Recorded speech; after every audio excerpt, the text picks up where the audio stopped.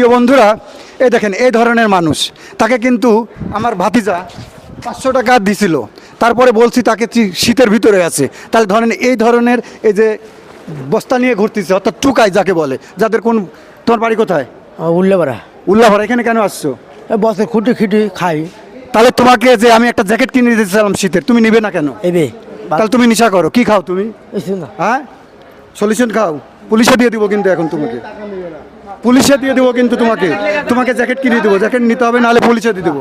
তাহলে দেখেন এরা কিন্তু নেশা করে, অর্থাৎ পুরা অ্যাডিক্টেড।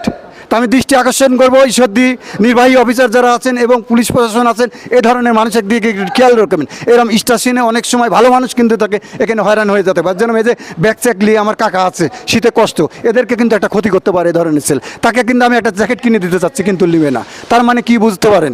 বাদ বাকিটা আপনারা বুঝে নেবেন। চলো তোমাকে আমি একটা জ্যাকেট কিনবো, চলো চলো। তাহলে যাবে না, বুঝতে পারছেন বিষয়টা কি? এই ধরনের ঈশ্বরদী এই প্ল্যাটফর্মটা দৃষ্টি আকর্ষণ করবো, যারা প্রশাসন আছেন তারা ক্লিন করে দিবেন এই ধরনের প্রতারক থেকে। তাদেরকে কিন্তু আমি জ্যাকেট কিনে দিতে চাচ্ছি, তবু নিচ্ছে না প্রিয় বন্ধুরা, মানে উনি চলে যাচ্ছে এখান থেকে। যাই হোক, ভিডিওটা এখানে রাখছি, পরবর্তীতে বিষয়টা কি করা যায় দেখা যাক।